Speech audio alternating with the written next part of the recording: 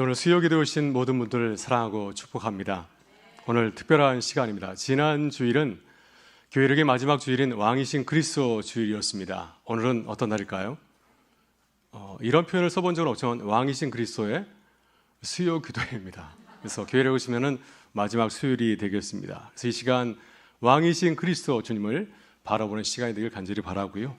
또 우리가 나누는 말씀과 찬양과 기도 속에서 왕이신 그리스도의 그 은혜를 사모하는 복된 기도회가 되길 간절히 소망합니다. 나비 효과라는 말을 들어보셨죠? 작은 행동이 나중에 큰 일을 일으킨다 하는 뜻을 담고 있습니다. 뉴욕에 나비가 날개짓을 하면은 한참 후에 한국에서 큰 태풍이 일어날 수 있다. 아주 작은 일이지만 그 일이 나중에 예사롭지 못한 놀라운 일을 일으킬 때 그 현상을 가리켜서 나비 효과라고 부릅니다. 여러분, 성경에도 아주 작은 사건이 매우 큰 결과로 이어지는 것이 나오지 않습니까? 대표적인 예가 바로 창세기 3장의 아담과 하와의 이야기죠. 아담과 하와가 에덴 동산 잘 지내다가 순간에 욕심을 이기지 못하고 동산 중앙에 있는 선악과를 따먹었습니다. 과일을 따먹은 사건에 불과하지 않습니까? 그런데 이 작은 불순종이 결국 온 인류가 하나님의 품에 있지 못하고 죄의 영향 아래 놓이게 되는 그런 무서운 결과를 가져왔습니다. 아담과 하와가 그 작은 실수하지 않았다고 한다면 어떻게 되었을까? 가끔 저는 그런 생각합니다. 그러면 우리에게 어떤 일이 벌어졌을까 하는 생각을 하게 됩니다. 작은 불순종이 그 일이 나중에 큰 일로 번지는 것을 성경은 증거하고 있고요.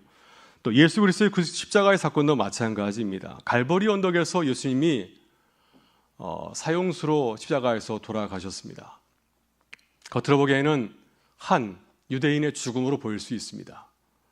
청년 예수가 죽은 것이 우리와 무슨 상관이 있겠습니까? 그렇지만은 그의 죽으심이 죄로 인해서 죽을 수밖에 없었던 많은 사람들에게 큰 소망을 열어주었습니다. 바로 그 사건을 인해서 우리는 하나님의 자녀가 되는 길이 열렸기 때문이죠.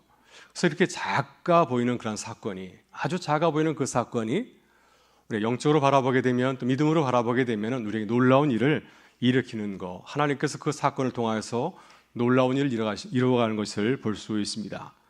그래서 오늘 우리가 이 자리에서 드리는 기도도 결코 작은 일이 아닙니다. 매주 수요일마다 기도드리는 거, 연희 때와 똑같은 작은 기도로 생각할 수가 있지만은, 그렇지만 오늘 우리의 기도가 우리 가정에 또 우리 사회에 큰 변화를 일으킬 수도 있지 않겠습니까? 또 우리 자신을 새롭게 하는 하나님의 역사를 여는 초석이 될 수가 있습니다.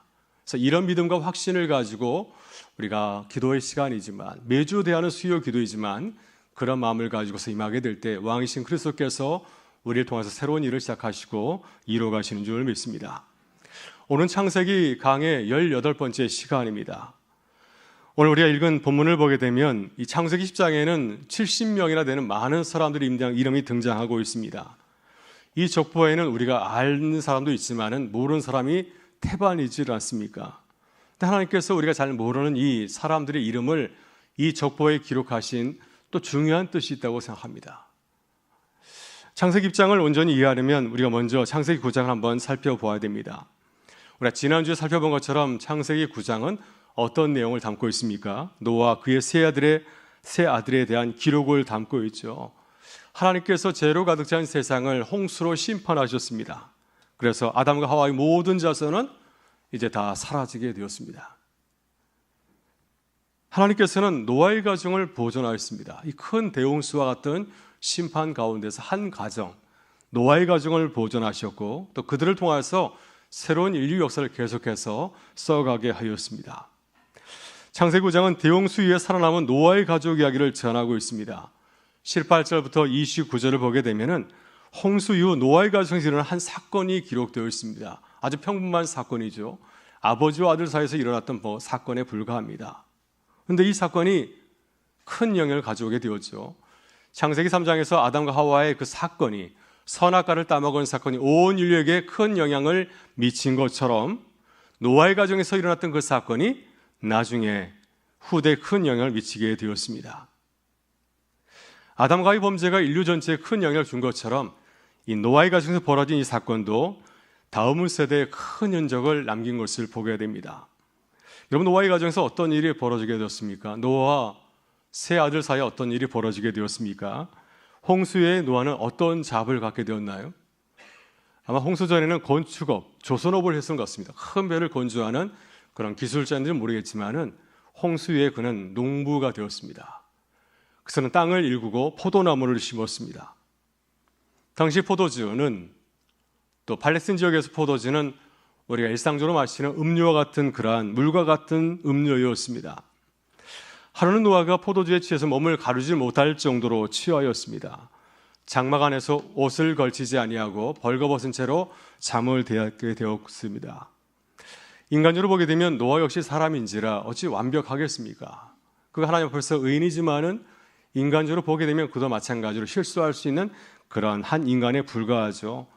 또 문제는 무엇인가요? 문제는 그가 술을 먹은 사실에 있는 것이 아니라 그 위에 벌어진 사건과 매우 중요한 관계가 있습니다.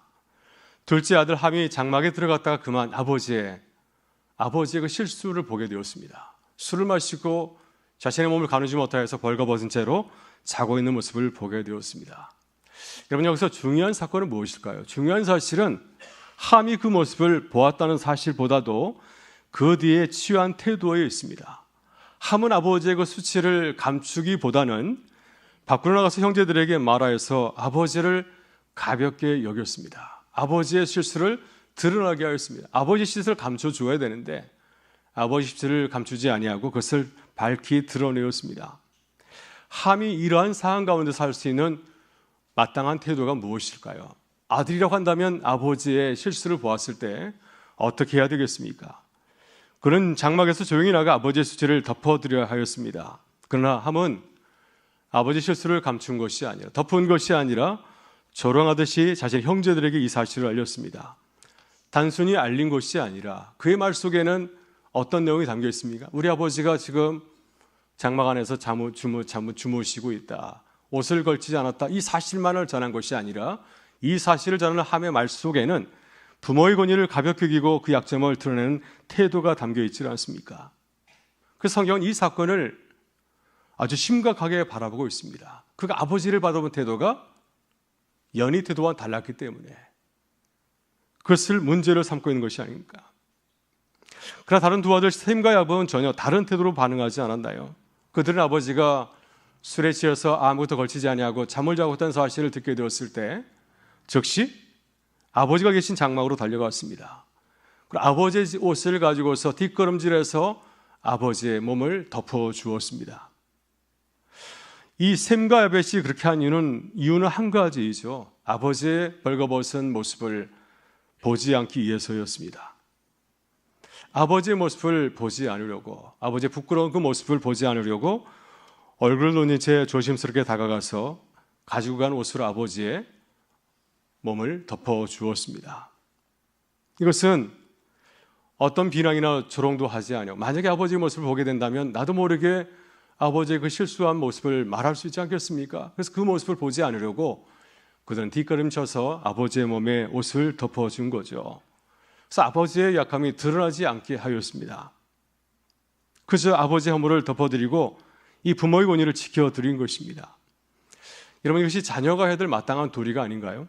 성경은 이렇게 말하고 있습니다. 출애굽기 20장 22절을 보게 되면 내 부모를 공경하라.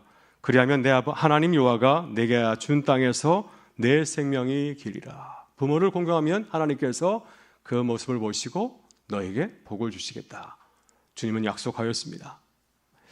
함은 아버지의 허물을 드러낸 사람들에게 아버지를 조롱거리로 삼았지만은 그러나 셈과 야벳은 그렇지 않았죠.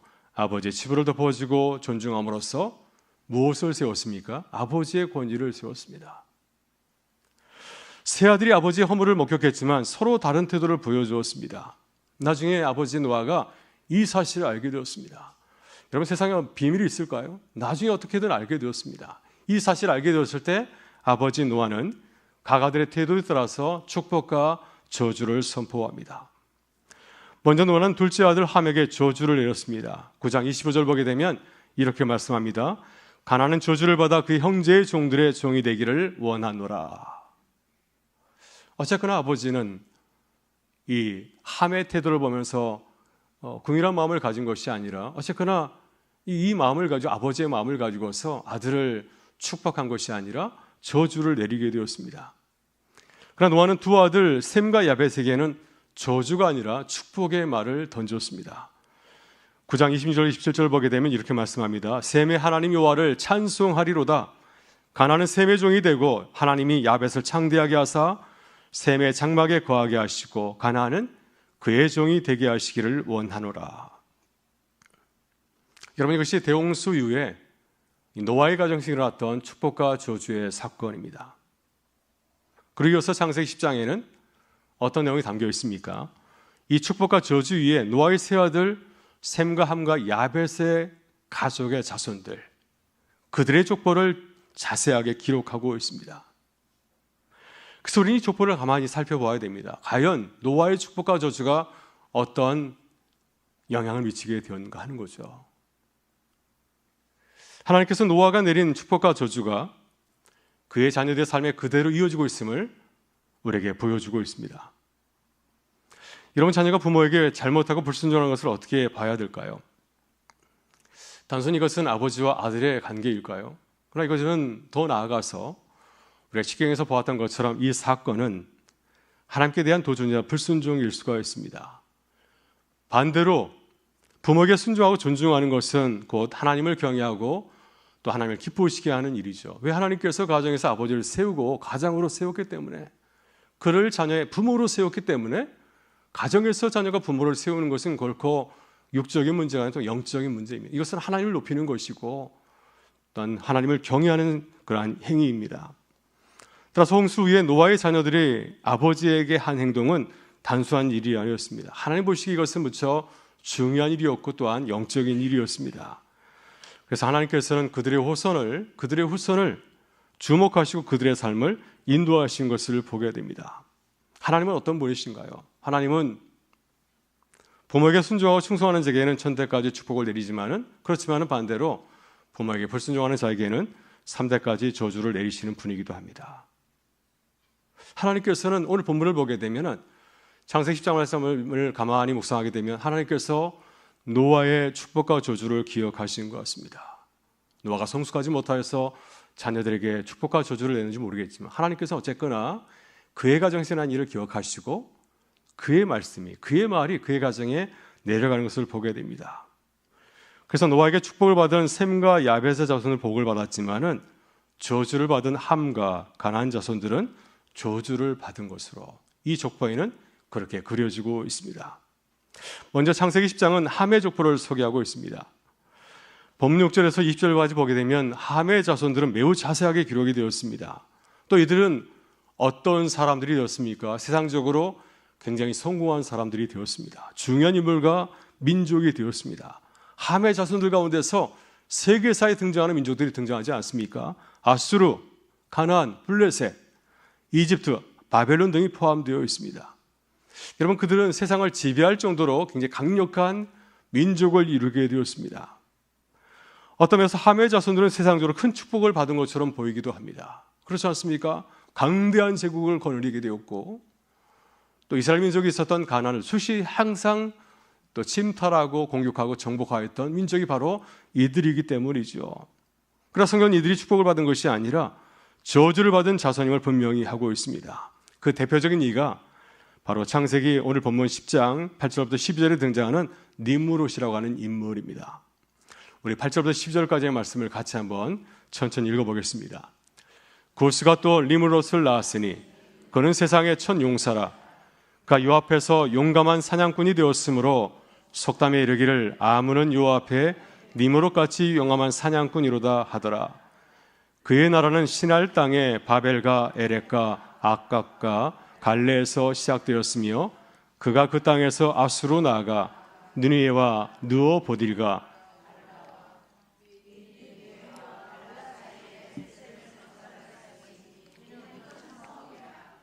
아멘.